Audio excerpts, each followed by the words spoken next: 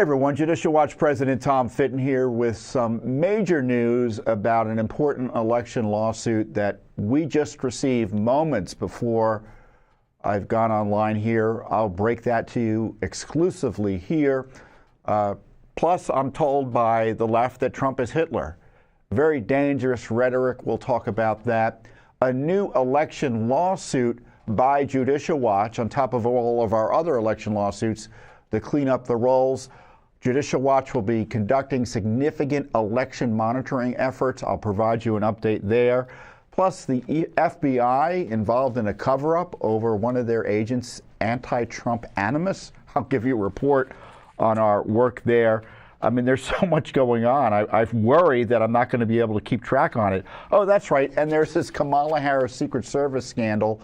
Another agent seemingly couldn't do their job, and again, another cover-up related to that. You know, first up is the issue of President Trump's safety. Now, it looks like, according to the polling data and what you read in the media, and I don't know how the election is going to go one way or the other, and I don't endorse or oppose candidates or candidates in as president of Judicial Watch, nor obviously does Judicial Watch. So we don't know how the election is going to go, and I'm not going to tell you how I think the election ought to go. But I do see politicians engaging in rhetoric that is detrimental to the safety of President Trump. And it looks like the left is beginning to worry about, well, they're not beginning to, they have been for several weeks. They're worrying that Trump may win, and so they feel like they're behind. So now kind of all of the restraints are off in terms of rhetoric. And when you have a man who's been nearly killed twice as a result of assassination attempts, to have this type of rhetoric really designed, in my view, and I don't think it's accidental, to incite violence, it's very disturbing. And of course, you know, one of the worst presidents of all time, one of the most corrupt of all time, Barack Obama, is pretending to be confused as to why everyone's so divided. Let's listen to what he had to say. I don't understand how we got so toxic and just so divided and so bitter. And I get why sometimes people just don't want to pay attention to it. And we all have friends like that. We have family members who just like, you know, it's all a circus out there. I get that. Well, the reason people perceive it to be a circus is because there are politicians like him who dishonestly are using race to divide America. He suggested, for instance, just recently, that black men should be targeted specifically because of their race and attacked because of their race for supporting supposedly Trump in too large a number.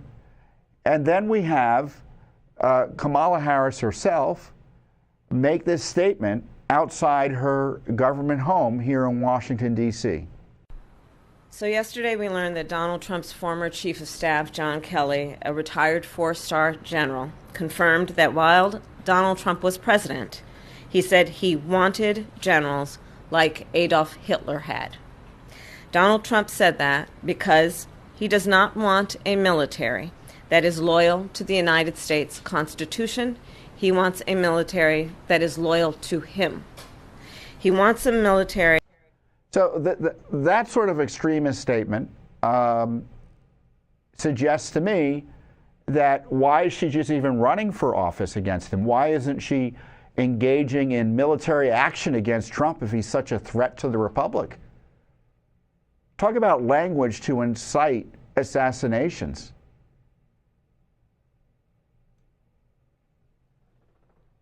And then listen to what Hillary said. You know, one other thing that you'll see next week, Caitlin, is Trump actually reenacting the Madison Square Garden rally in 1939. I write about this in my book. President Franklin Roosevelt was appalled that neo-Nazis, fascists in America were lining up to essentially pledge their support for the kind of government that they were seeing in Germany. So I don't think we can ignore it. So if your supporters or your opponents are Nazis, what does that mean? That's Antifa rhetoric that the Antifa types and the radical extremist left, as I say, to justify and direct violence. The violent left call all of their political opponents fascist in order to justify violence against them. Hence the phrase punch a Nazi. The left doesn't think Nazis are just, the old-fashioned Nazis that we all understand historically. They mean Nazis are anyone who disagrees with them. And certainly using the term fascist is their term of art by the left to describe anyone with a conservative or opposing political view. And who now has embraced that Antifa violent rhetoric? Vice President Harris. Let's go to the tape. Do you think Donald Trump is a fascist? Yes, I do. Yes, I do. And I also believe that the people... You see, this is the type of violent rhetoric used by Antifa and the left to direct violence at their opponents. This is incitement. You call someone a fascist. That's what the left calls all of their political enemies to justify violence against them. And if you want to know why Trump was nearly killed twice, this is the type of language. And this woman's and Joe Biden's Secret Service has denied and still denies Trump full protection that he's due, given the security threats. This is dangerous desperation, truly. And it's not a political comment I'm making. It's a concern about the safety of our republic, frankly.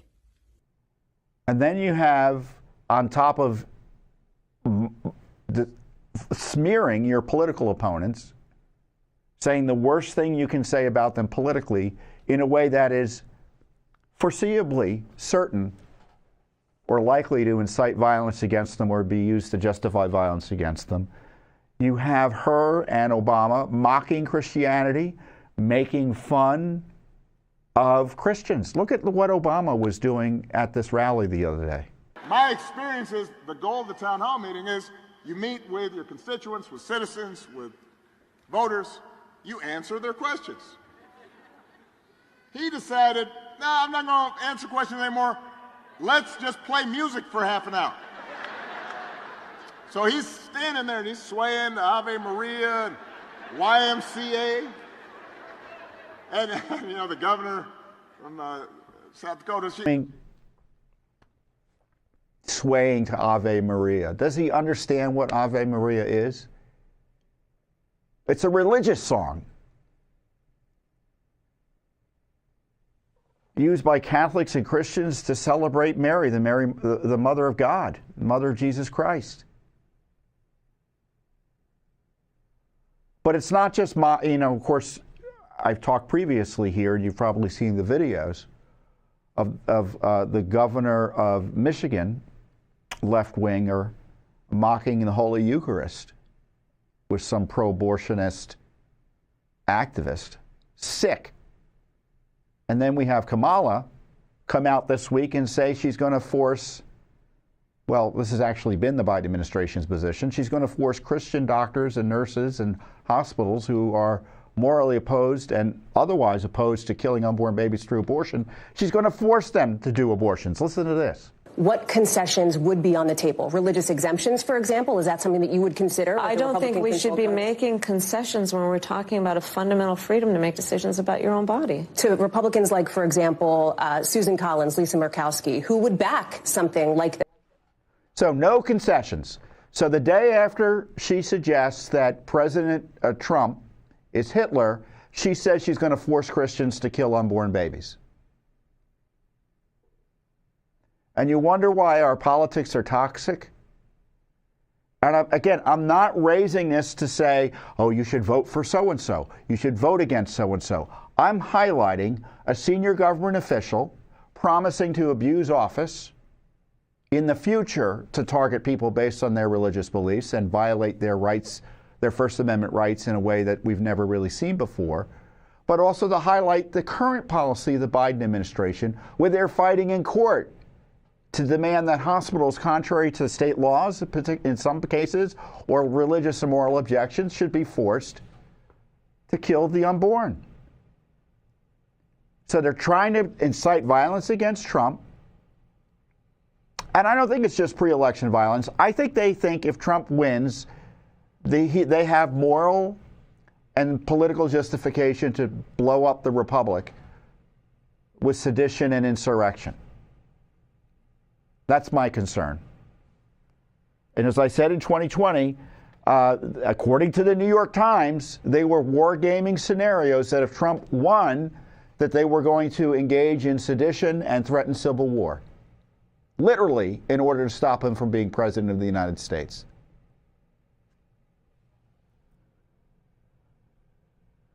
You know, so I understand when candidates feel like they're losing or there's nothing to lose, the rhetoric gets heated. This is, you know, I understand politics ain't beanbag, right? The mocking of folks based on their religious beliefs, the mocking of Christians who disagree with you, and a willingness to attack them directly, and comparing the number one political candidate for the presidency, or number two, depending on which poll you read, as being Hitler, after he's been nearly killed twice. Very dangerous, very dangerous.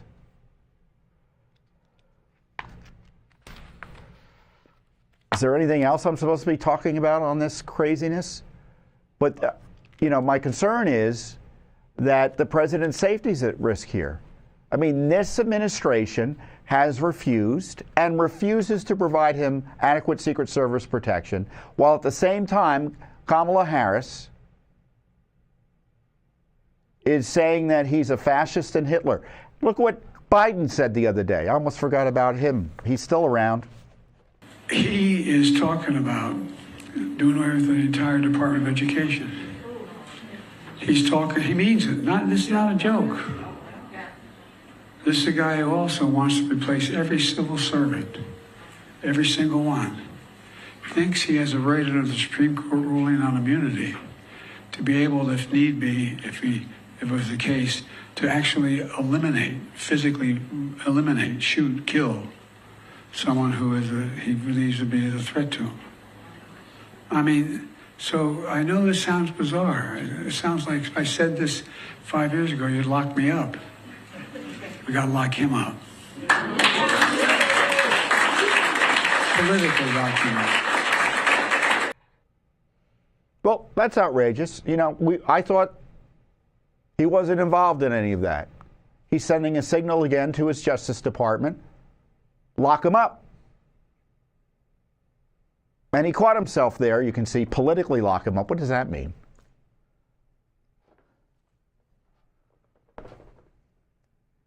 So they want to jail him? They've been denying him security in a way that would likely, as I noted, before the assassination attempts, Democratic leadership in Congress were pushing legislation to deny Trump Secret Service protection in the event he was put in jail by their political friends.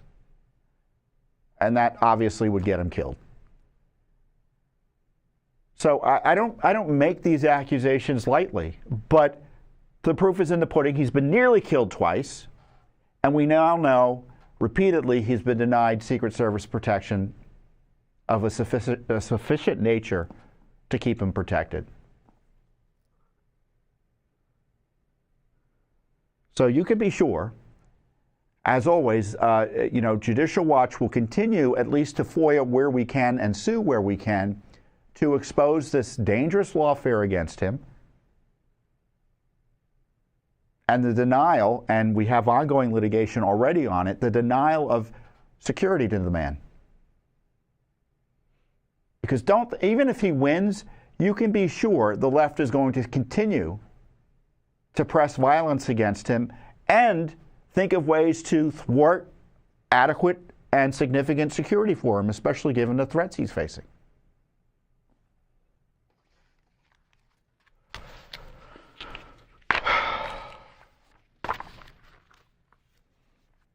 Now, the other big scandal, in addition to the entire Trump opposition, media, political, kind of swarming around the idea of turning Trump into a target of violence and trying to justify violent responses to his political positions. You have the ongoing issue of Americans concerned about non-citizens voting. 85% of Americans, I think the number is, it could be even higher, in a recent Gallup poll, believe in citizenship verification for voting. I think that's the number. My guys, if you can check that, it's just in the news this last day or two. And you know, the invaders keep coming. I mean, look at this video just from the other day. Look at this crowd coming. Well, here's a video of more migrants preparing to illegally invade America with the tacit approval, and you will be sure later, help of the Biden-Harris administration. So the aliens keep on invading the country, and in the meantime, the left is thinking of ways, A, to provide them amnesty, which is a, quote, pathway to citizenship and voting rights, which comes with citizenship. Their mere presence, as I've highlighted repeatedly, changes the political makeup of the country in terms of in places where they would reside, there's increased power because they're counted for purposes of census. And they tend to reside in more left-wing states. It increases their power. New York, California, etc.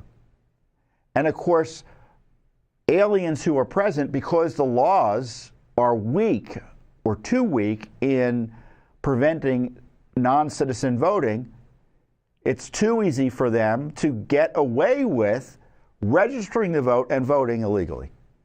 Now, the left says, oh, you don't have to worry about that. Well, we have a right to worry about it.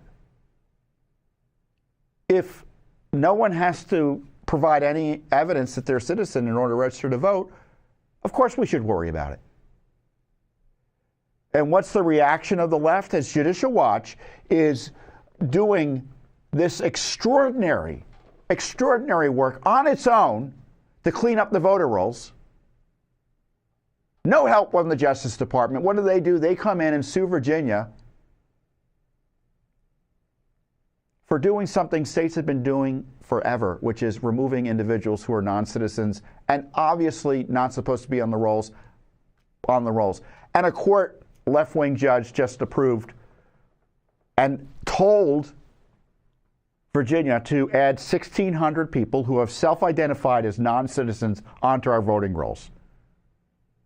I mean, to call it a banana republic type approach, I mean, that gives banana republics a bad name.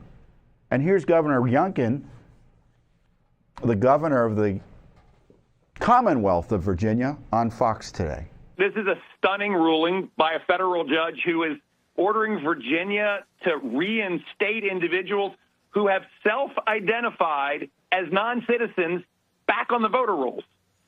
And what's even more astounding is the vast majority of these folks had presented immigration documents confirming that they were non-citizens, and we recently had that verified by federal authorities. So here we are with a judge saying, put people back on the voter rolls who you know are non-citizens.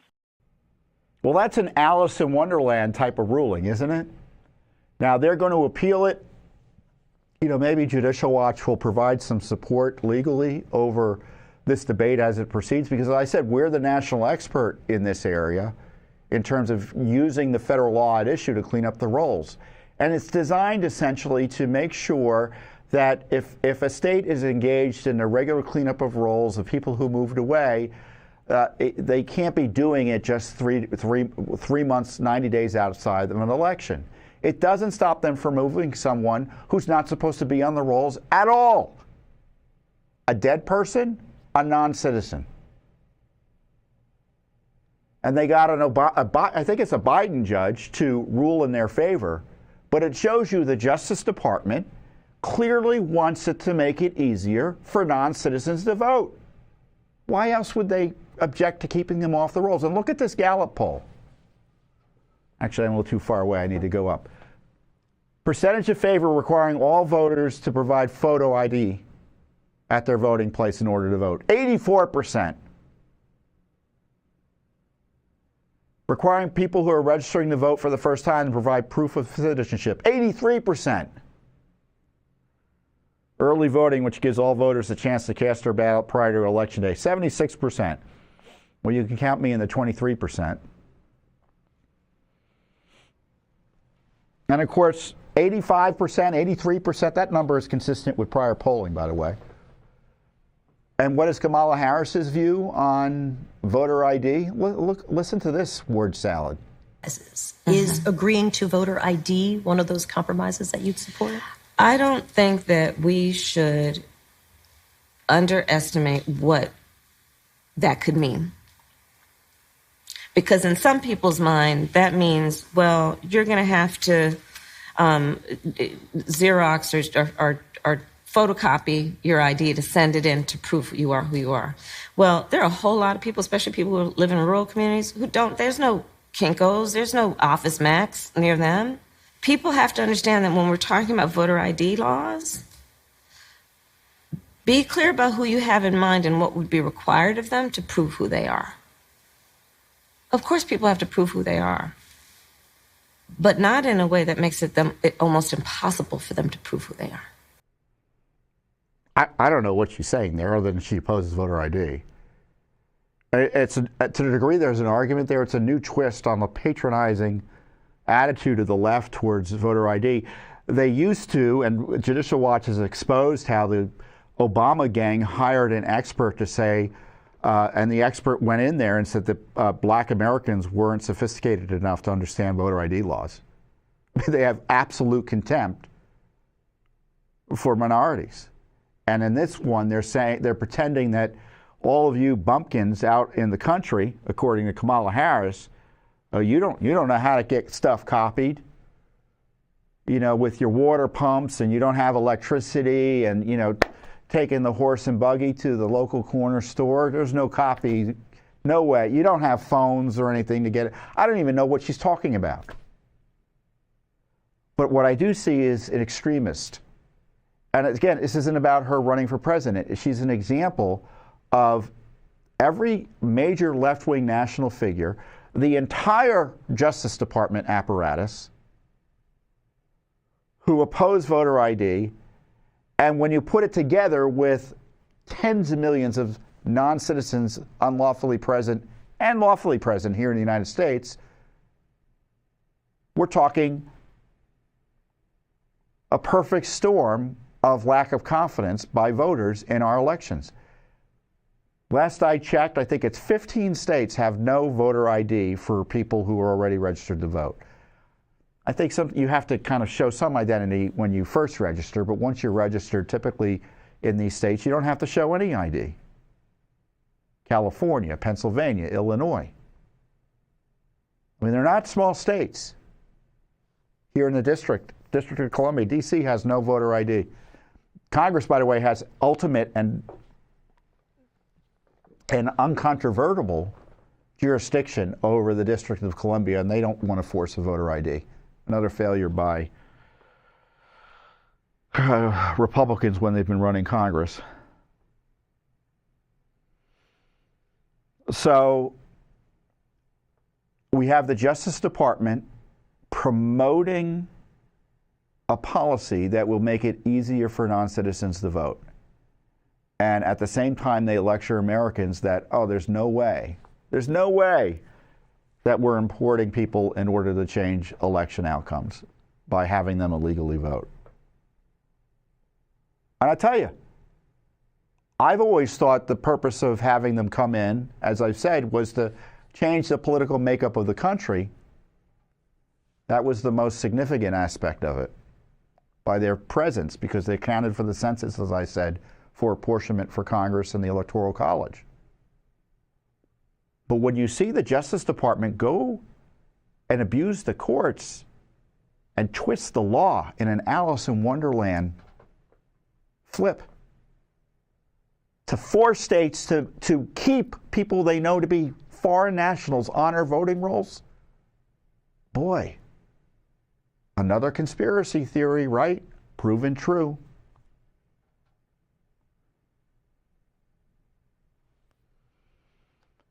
So Judicial Watch is investigating what the Justice Department is doing. As I said, we're going to be monitoring these court cases. We may intervene with amicus or other legal action as necessary as they proceed up the courts. But in the meantime, unless the appellate court does something, Virginia is facing a court order to put 1,600 non-citizens on the voting rolls thanks to the Biden-Harris regime. But don't worry, the elections are going to be free and fair and clean, right?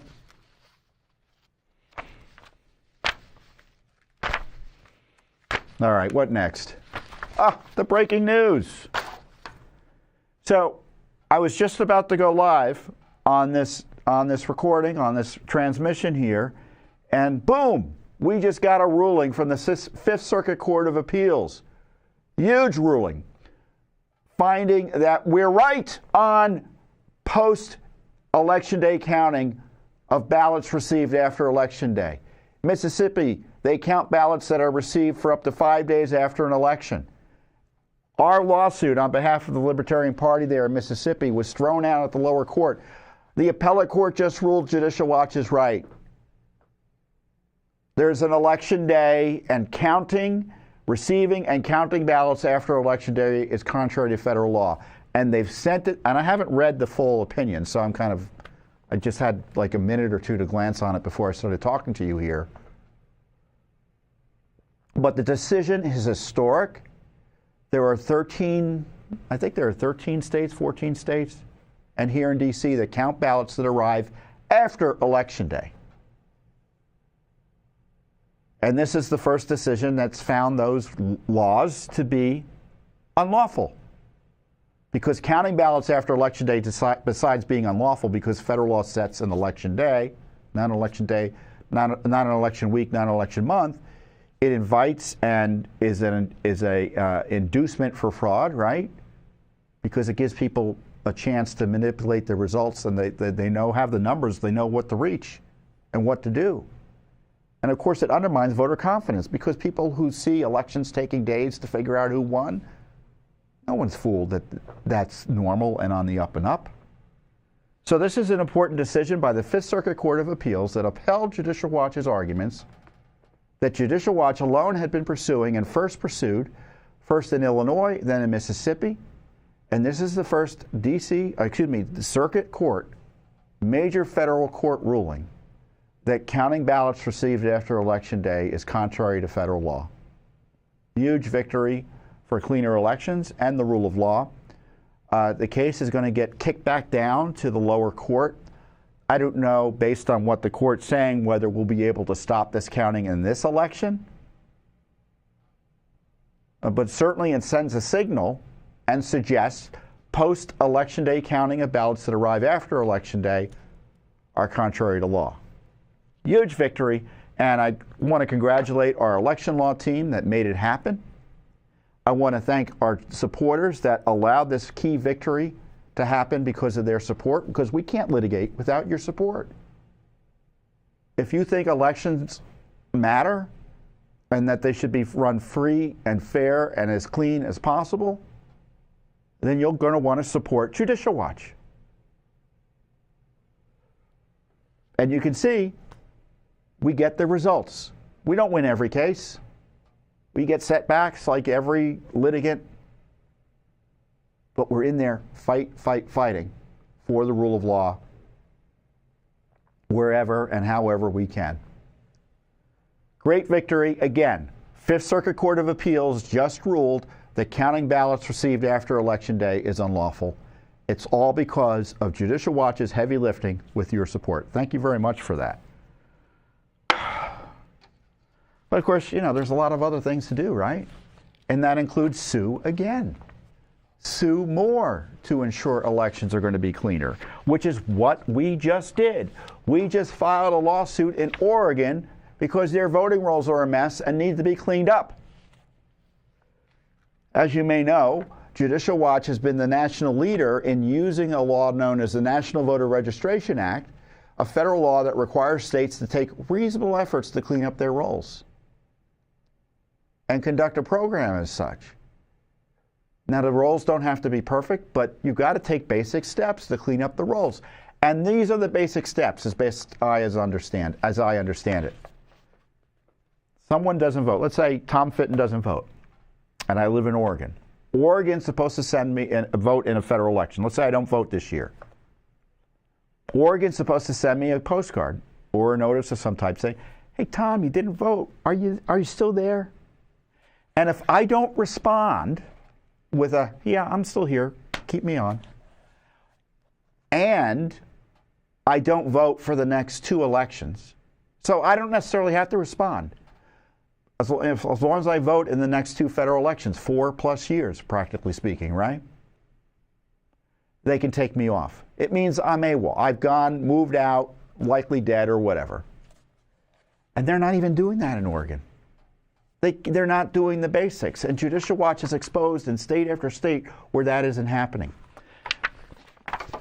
We've sued California, settled the case, 1.2 million names removed. New York, settled the case, 450,000 names removed. Pennsylvania, we sent them a warning. One county removed 69,000 names. Many more were removed as a part of a settlement. Kentucky, 500,000 names removed after a consent decree. North Carolina removed a bunch of names. In total, approximately 4 million names were cleaned up in the last year and a half, 2 years, as a result of Judicial Watch's litigation. But we're just not going to stop because Illinois, their rolls are a mess. California, their rolls, even though LA County removed 1.2 million names, the rest of the state is still a mess. So we've sued there. And just this week, we've sued Oregon because their rolls are a mess. Here's the lawsuit. Actually, Oregon's rolls are more than a mess. They're one of the worst in the country. One of the worst in the country. Judicial Watch announced today, or earlier this week, a lawsuit on behalf of the Constitution Party of Oregon and 2 lawfully registered voters against the Secretary of State out there in her official capacity. I announced it in a video earlier today. Hey everyone, huge news. Judicial Watch lawsuits led to the cleanup of 4 million dirty names from the voting rolls in just the last 2 years or so. But there's more heavy lifting to be done for cleaner elections. That's why Judicial Watch just sued the state of Oregon to force it to finally clean up its voting rolls, which are a mess. Federal law requires states to take reasonable steps to clean up their voting rolls, and Oregon hasn't been doing that. In fact, our new lawsuit, just filed for and with the Constitution Party of Oregon and Oregon voters, details how 29 of Oregon's 36 counties removed few or no registrations as required by federal election law. Oregon and 35 of its counties had overall registration rates exceeding 100%. Frankly, Oregon has the highest known inactive registration rate of any state in the nation. You know, dirty voting rolls can mean dirty elections. Oregon, as I said, has some of the worst voting rolls in America and needs to clean them up as soon as possible. In the meantime, Judicial Watch has lawsuits to clean up voting rolls in California and in Illinois. Simply put, millions of ineligible names need to be removed from the voter rolls under federal law, and Judicial Watch has been, is, and will be in federal court making it happen. Yeah, so in Oregon, we're probably talking several 100,000 names that need to be cleaned up. I mean, they aren't removing the rolls in the bulk of the counties, cleaning the rolls in the bulk of the counties, And people move in large numbers. America's still a free country, so people move around a lot, right? We don't need a license to move, even though the left is trying to eventually make that true, that they don't want you moving around. But we're still a free country. We can move, and people move by the boatload. And so that's why the rolls become outdated after pretty darn quickly, unless you keep up with it. Like in Illinois and California, we're still talking about potentially millions of names haven't been cleaned up and that still need to be cleaned up if they just did the basic work. Same in Oregon, there are hundreds of thousands of names. And I want to go through some of the details here.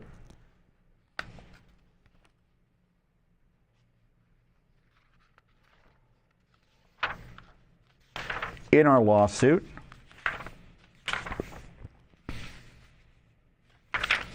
Page 7. So what drives the left crazy is the fact that we just don't make allegations and kind of guess our way through things. Our legal team, which is run by former attorneys, our lead attorney on the election law side was a senior official in the Obama Justice Department in the Civil Rights Division helping enforce voting laws. So we're not just making it up as we go along, unlike what too many others do when talking about elections. We look at the data. That's government data, data produced by the state, produced by the federal government, produced by the census, and we see the problems and then we try to pursue them. And if they're not responded, if the states don't respond to our highlighting the deficiencies, we go to court. So what happens is the states are supposed to transmit voter registration data, I think it's annually, but at least regularly, to the Election Assistance Commission, which is a federal agency that provides election registration data nationally and publishes it. So we look at the official data the states disclose. The data Oregon transmitted to that agency shows that 19 counties removed 0 voter registrations from November 2020 to November 2022, pursuant to Section 8D1B, which is a section of the National Voter Registration Act. And then I list the counties, or a Judicial Watch lists the counties. I didn't write this, our lawyers wrote it. And these are big counties. I think Omaha is the biggest county in Oregon. Isn't that the county around Oregon, in Portland?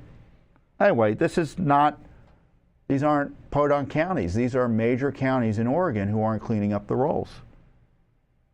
10 other counties removed 11 or fewer voter registrations. This is the kicker. Look at that paragraph 28. In all, these 29 counties reported a combined of 2.4 million voter registrations as of November 2022. Yet they removed and reported specifically removing a combined total of 36 registrations in the last 2-year reporting period.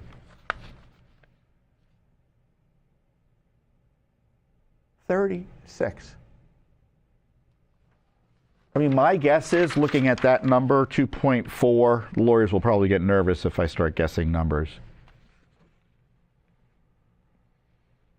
I would guess at least 400,000 or 500,000 names are inactive or should be removed. And maybe a little bit less than that, but if they're not removing the names, I think about 150,000 people move around in the state or out of the state. So let's say only 100,000 actually moved out of the state, or let's say 50, right? You're talking hundreds of thousands. Let's put, okay, I'll be more broad. Between 200 and 500,000 names. That's my guess. But it gets worse. And this is the kind of detail that shows you why my guessing is probably right here. According to the Census Bureau, 14.5% of Oregon residents are not living at the same residential address as they were 1 year ago. So let's do the calculations. What's 14%, 15% of 2.4 million?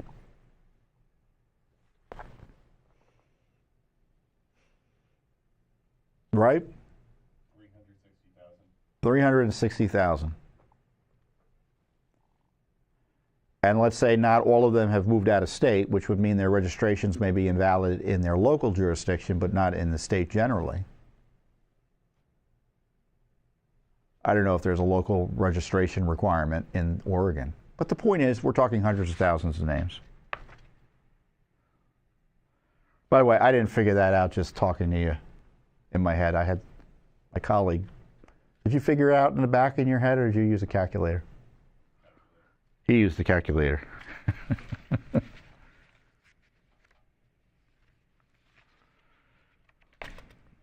And there's another astonishing stat, then I'll move on here. So another indicator of the fact that Oregon isn't cleaning up its rolls is that they have more people on the rolls than are eligible to vote and living there. And by that I mean, let's say you have 15 voting age citizens in your county. But you have 20 people registered to vote. Now that's a big problem, especially if those names aren't removed for years. That's what's happening in Oregon statewide. Listen to these numbers.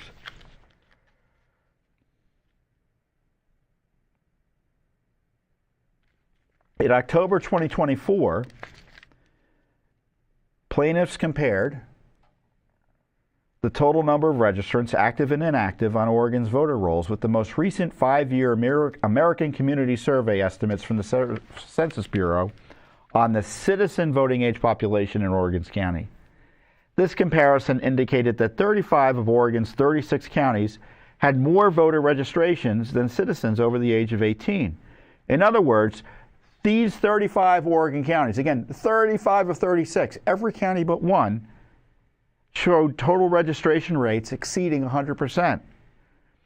And how much was it in terms of the excess? They have 119% voter registration limit. So they have 100% registered, which is, by the way, most states don't have that registration number at 100% or even close to it. But it's 19% on top of the 100%. So we're talking a fifth of the, well, over a fifth really, right? Of the list is bad. Now, are all of those names eligible to be removed immediately? Nope. But a substantial number are. And again, it's an indicator, a significant one, that the rolls are a mess. And they're not doing what they're supposed to do under law. The inactive registration rate is exceedingly high, meaning people who've been on the rolls for so long, they're, quote, considered inactive. Now, they technically can still vote because they're still registered to vote. And the danger of having names on the rolls that aren't cleaned makes those are names of potential voters. There's a pool of potential voters among those old names that can be used for voter and election fraud purposes. That's the reason we want the rolls cleaned up. And it also ensures that someone isn't voting in two places at once. If they move out and they live in California, they're on the rolls in Oregon, boy, you know, they could still be getting ballots potentially and vote in two jurisdictions. And it might be hard to figure out that's the case.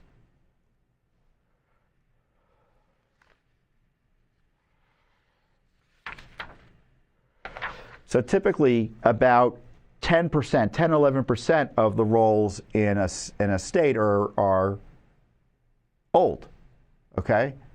And again, in and of itself, that's not a problem as long as there's regular steps to keep it taken to keep the rolls around that number and manageable in terms of putting them on the pathway to removal through this process I talked about earlier. In Oregon, the inactive registrations are 20%. 20% of the rolls are essentially dirty in Oregon. It's incredible.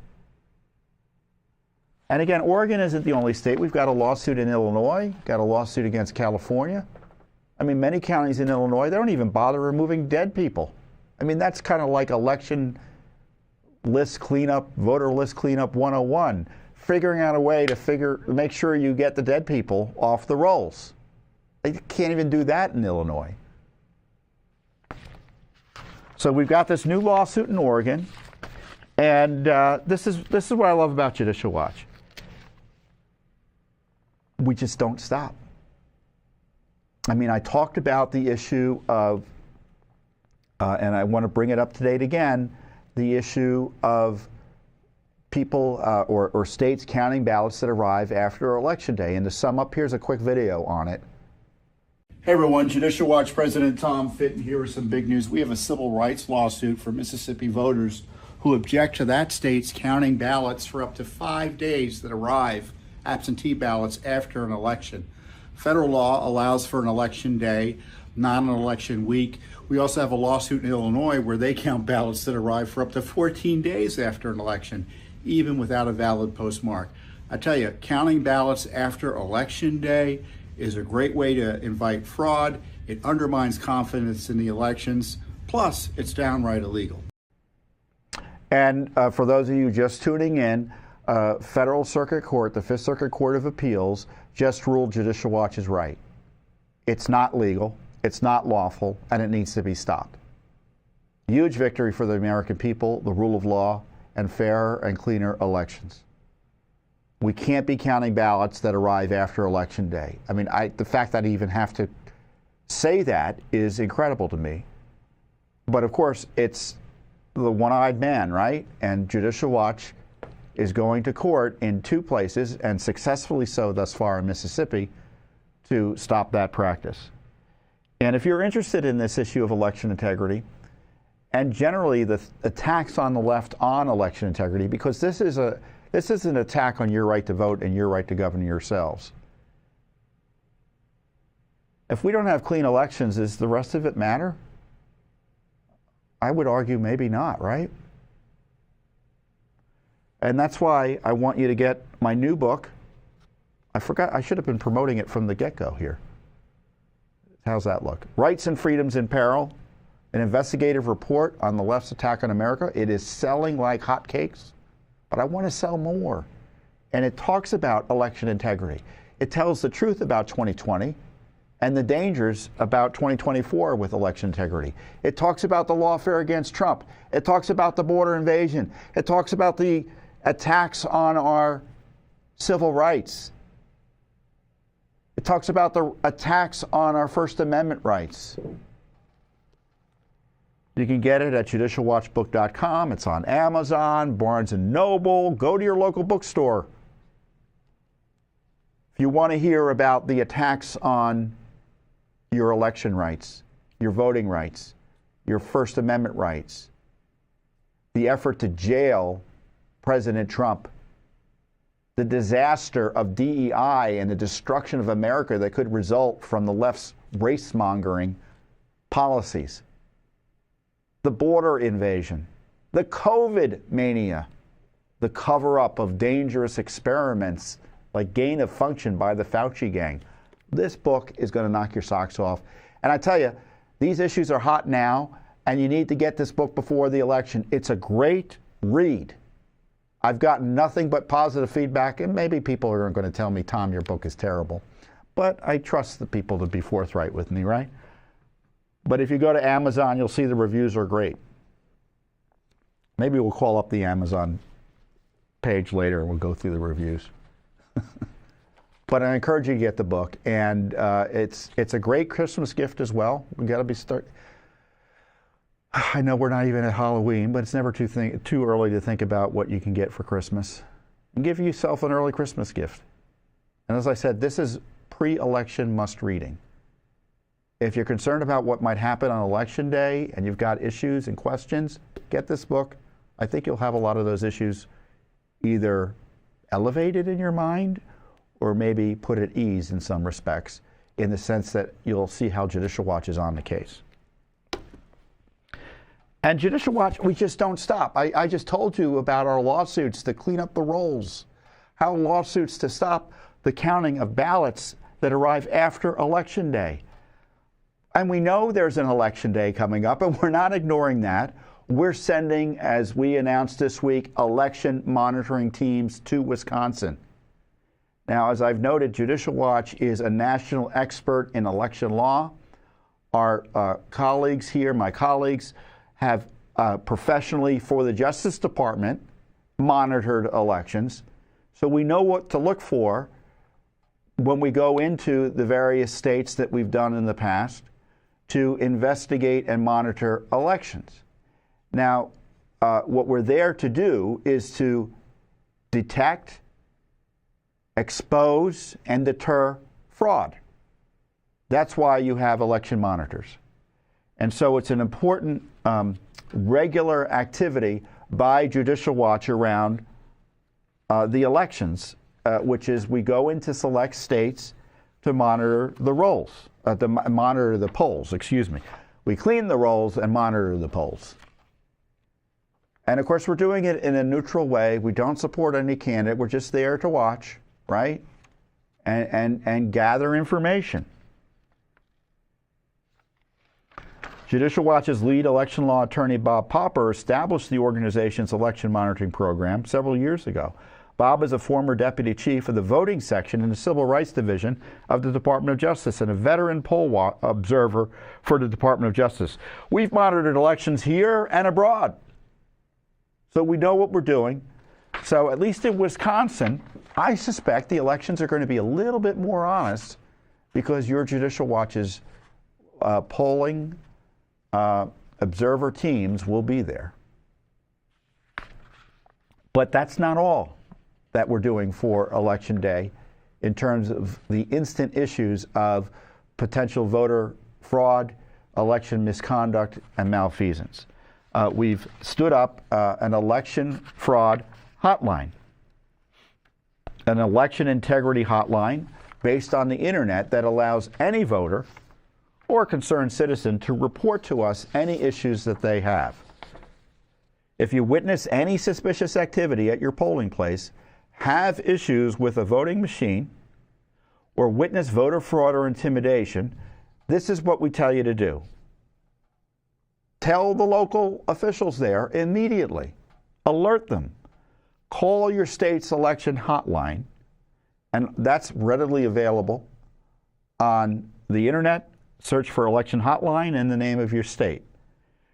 And also, and this is as important, I would submit, send a detailed email to our election law attorneys, again, at electionlaw@judicialwatch.org.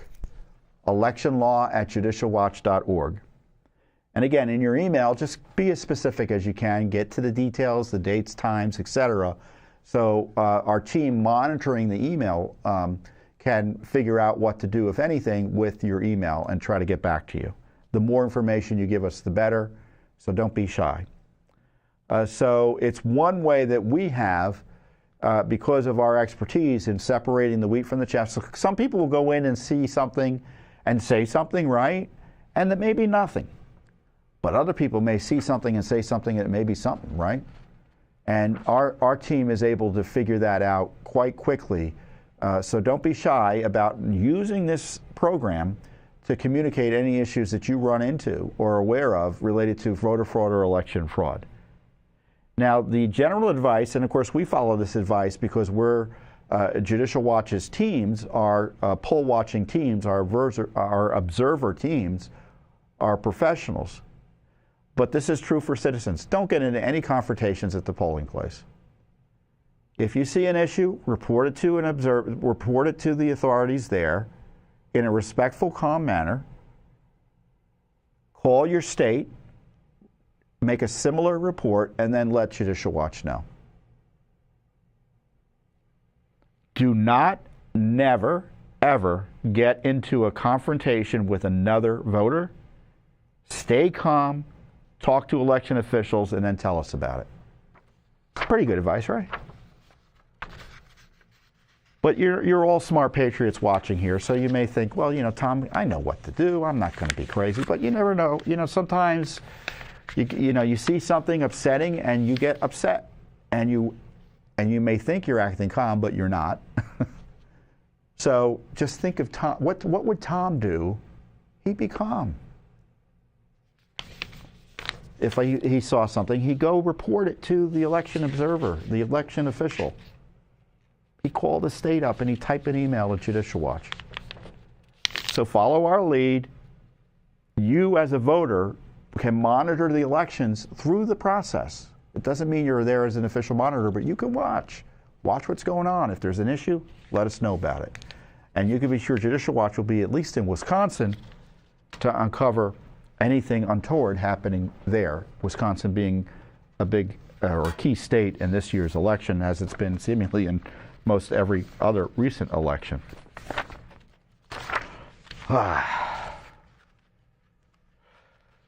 So,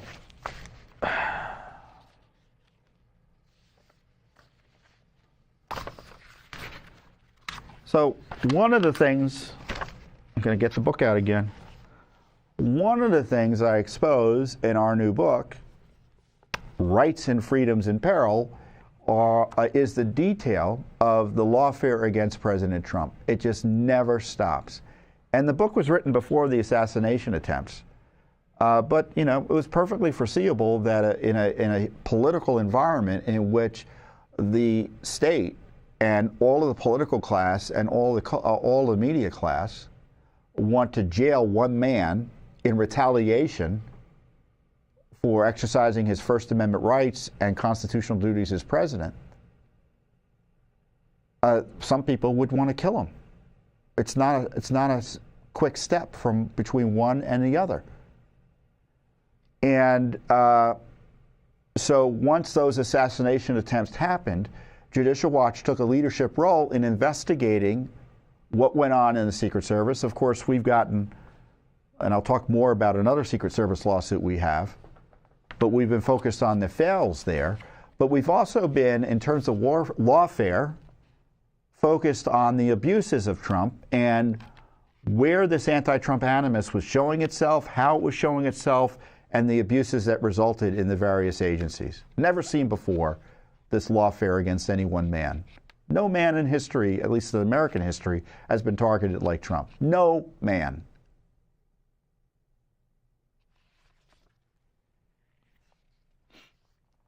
And it was interesting. So after the second assassination attempt, a senior FBI agent got up at that press conference. You may recall the press conference. And our team said, well, we know him. He's a controversial figure at the FBI. He's the the Miami field office chief, supervising agent for the Miami field office. So he runs a pretty significant operation for the FBI. I'm looking for the press release because the name is escaping me and I don't want to get his name wrong. Here it is. It's Special Agent Jeffrey Veltri. And Mr. Veltri has been reportedly and credibly accused of retaliating against whistleblowers perceived to be conservative. And then secondly, the whistleblowers, according to a published report, before he was elevated to the position he currently is in, that he had to have his, they worked to scrub his social media posts of anti-Trump postings. And this man is leading or helping lead the investigation into the second assassination attempt of Trump. This is what the story said in November 2023 about Mr. Veltri.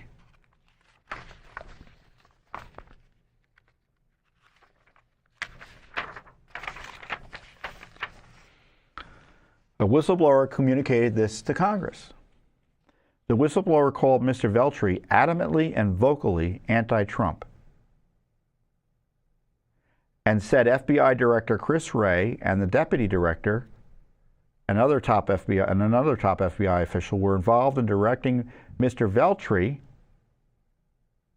to cleanse his social media before he was promoted to the special agent in charge of the Miami office.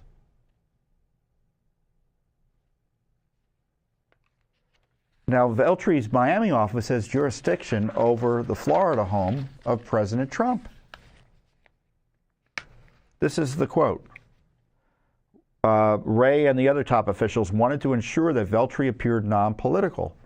He was ordered to remove all his Facebook and social media posts that were anti-Trump. They weren't concerned, according to the whistleblowers, about Veltri's bias against Trump, but whether the information related to Veltri's political bias can be removed from the public domain. So they were doing, it was a cover-up, at least according to the whistleblower.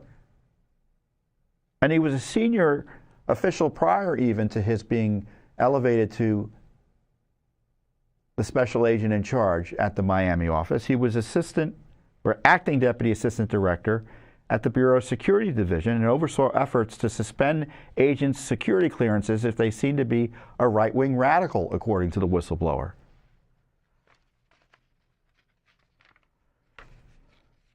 So anyway, as we've disclosed through our prior representations of FBI agents and investigations, there's been a kind of purge directed at folks seen as too pro-Trump or too conservative.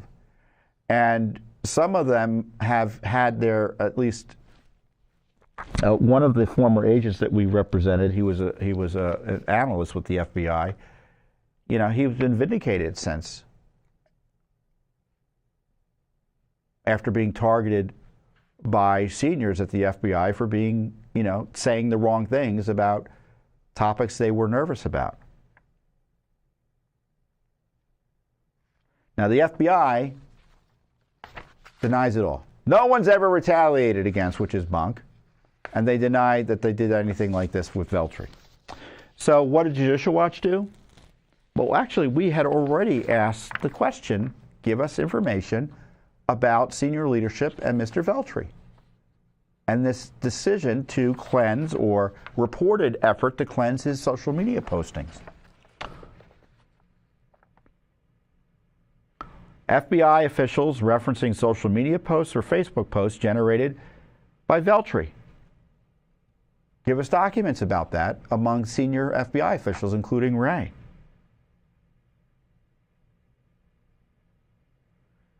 And documents about Trump and his political opinions. Very straightforward.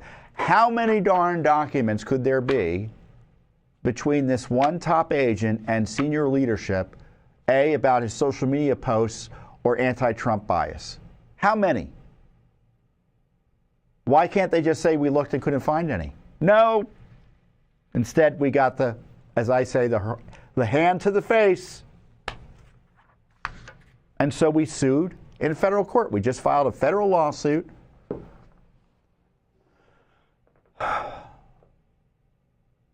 against the FBI, which is supposed to enforce the law, for not following the law. Actually, the lawsuit's against the Justice Department because the FBI is a sub-agency of the Justice Department, at least for purposes of FOIA.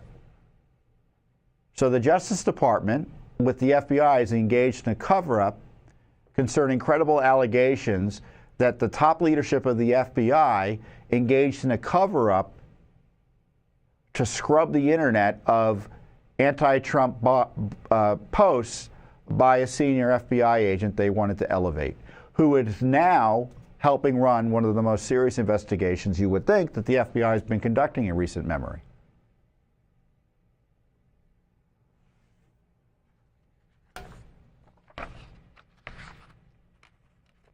I mean, we have to sue the FBI to get the time of day, by the way. They don't follow FOIA. They have contempt for the rule of law. It's one of the reasons that agency needs a serious revamping in the least. The Biden-Harris FBI is engaged in a cover-up of one of its top agents' alleged anti-Trump bias. This is why many Americans are concerned about the FBI's dangerous political bias against Trump, and whether the FBI can be trusted to investigate the attempt on his life. The same agency, well, I mean, getting aside from the fact that this agency trying to improperly jail Trump, who improperly raided his home, is now charged with investigating threats and attempts on his life that arose from those abuses, in my view. That's bad enough. And on top of it, the key agent involved has been credibly accused of anti-Trump bias, and the leadership of the FBI involved in a cover-up of it. And as I said, it's now the cover-up of the cover-up.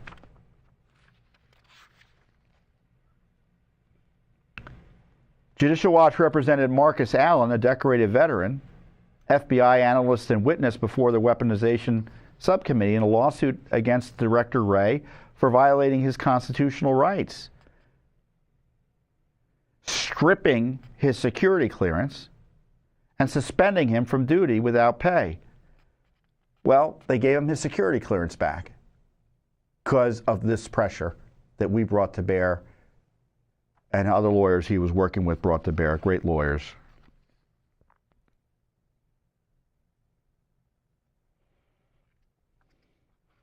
Of course, we've sued for the FBI records from the Trump abuses back in the day with Russiagate and all of that.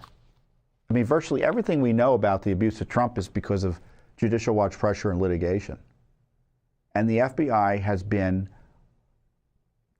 not the tip of the spear used by the Justice Department to target Trump and used by the deep state to target and harass Trump, spy on him, put him in jail.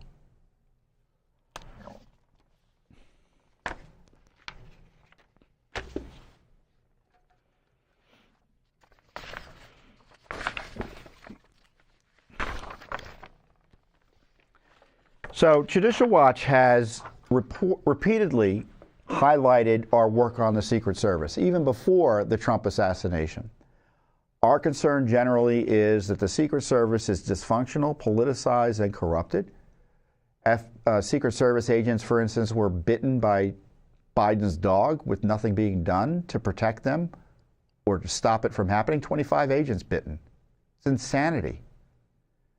As we've exposed the DEI mania at the Secret Service, just recently we got documents showing that the agency is supposed to be advancing this left-wing diversity, equity, inclusion, which is just just Marxism designed to divide and destroy the agency.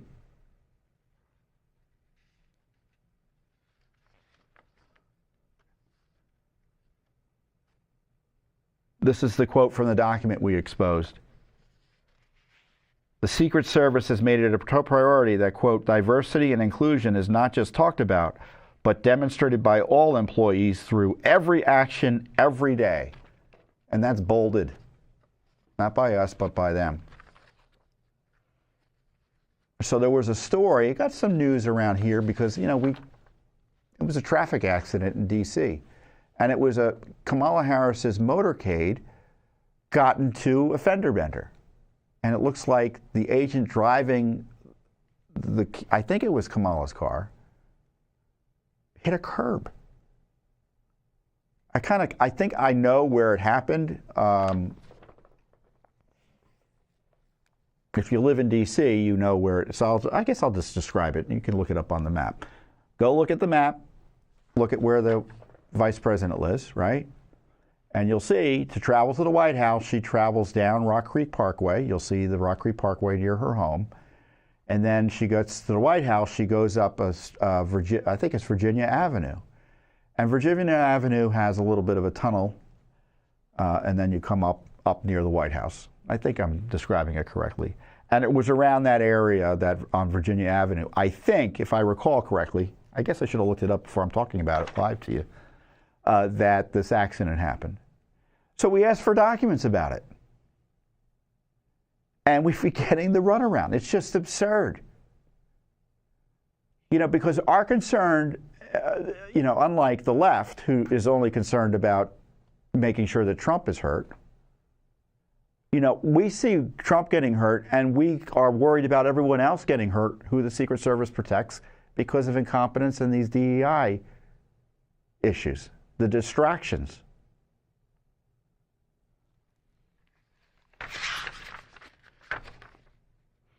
I mean, the other thing we pointed out in our investigations, how They have different physical standards for agents, who are running or who have guns. Essentially, the agents to typically protect the protectees, such as the president and President Biden, Vice President Harris, and former President Trump. And there are significant differences in the fitness standards, much less, and obviously for women. That a woman engaged who meets the highest physical standard, if she were a man, it would be the lowest standard. Now, given the nature of the job, that's concerning to me. I mean, think of what they're expected to be able to do. I mean, we kind of saw some of this, the craziness of that DEI approach with the agents that were around President Trump and Butler, where you had female agents who were not tall enough, seemingly not trained well enough to provide adequate protection. And then, of course, they had to move him. And he's a big guy. I would, it's like, would I want to move someone my size? No, I wouldn't. It'd be hard to do. Would you expect a woman to move someone my size or move you? If you're a woman, would you expect a woman even to move you? If you became dead weight or injured and needed movement. So there are those basic issues that, the Secret Service, it's one of the reasons Secret Service is kind of a disaster in terms of morale, because all of these issues are coming up. People aren't getting hired and elevated on merit. That's the concern. Based on their ability to actually perform the job, which is very peculiar and has specific requirements, physical and otherwise.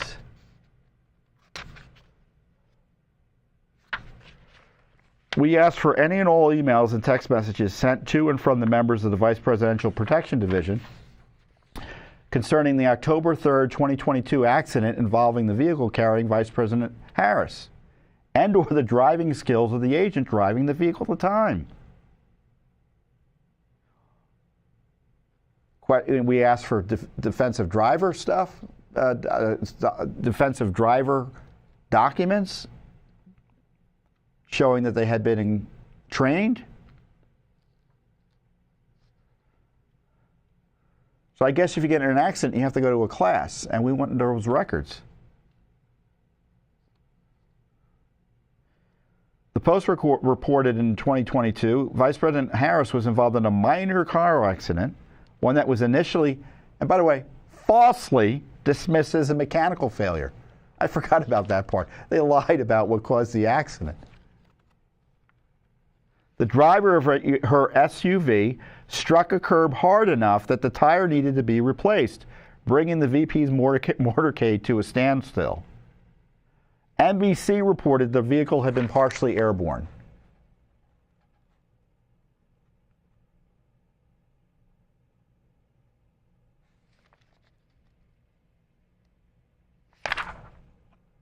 So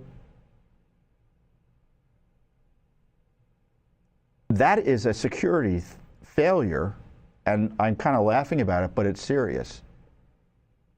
I mean, let's say the bad guys are watching where she's going, and whoever can't drive puts the motorcade, freezes it because of an accident. That provides an opportunity to wreak havoc. And the concern is there's a DEI issue being masked here. The Biden-Harris Secret Service is in a dangerous tailspin and literally can't drive straight. And rather than be forthcoming about these issues with the American people, the Secret Service is engaged in a series of mounting and unlawful cover-ups. So it doesn't matter what we ask for. So if Judicial Watch asks for Secret Service assassination documents, we get the runaround. If we ask for DEI documents, we get the runaround. We have to sue. If we ask about a Kamala agent, essentially, according to reports, going crazy and having to be restrained by her compatriots in the Secret Service, her colleagues in the Secret Service. We had to sue to try to get anything. And here it was a minor car accident, and it's being treated like a state secret. So you know there's something up, right? And as we've highlighted repeatedly, these are security issues. This is not an issue about, well, you know, someone wasn't on the job, and who cares if the person was sitting in the office doing her receptionist duties and she went down the hallway to breastfeed her child. As we just discussed last week, there was a Secret Service agent who left her post to go breastfeed a child without telling anyone. This is putting people's lives at risk, these failures. This is why the Secret Service is in cover-up mode, and this is why we're fighting in court, because we feel strongly, A, there are good Secret Service agents who want to just do their job and not feel like they're losing their mind every day because of the bureaucracy, the politics, and the corruption. And we think all of that is putting people's lives at risk.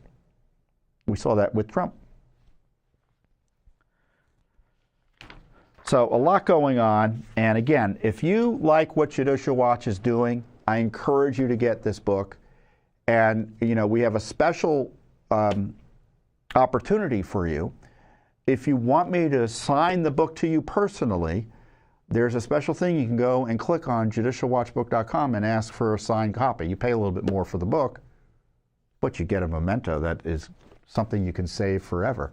I talked about it in this video. Well, I'm here signing personally books to folks who have bought my new book, Rights and Freedoms in Peril, the new Judicial Watch book. Now, you can get a personal autographed edition by going to judicialwatchbook.com, clicking on the appropriate link, and we'll get you a personally signed book from me. It's a great book. It's out in bookstores now if you just want to get it outright. It's a great way to support Judicial Watch's work while getting all this information about the crisis that America faces with the left's attacks on our freedoms and our republic. And I tell you, Americans need to read this before the election. So, do you want me to get you a book? Sign it to you? Go to judicialwatchbook.com. So it's a great book. You can get it online at judicialwatchbook.com or Amazon. And in the meantime, you can be sure Judicial Watch will continue to represent you, the American people, in courts across the land to enforce the rule of law on transparency, election integrity, and to protect not only people involved in the public policy process like innocent whistleblowers, but you, the American people, from government corruption and abuse. So with that, I wish you the best, and I'll see you here next time on the Judicial Watch Weekly Update. Thanks for watching. Don't forget to hit that subscribe button and like our video down below.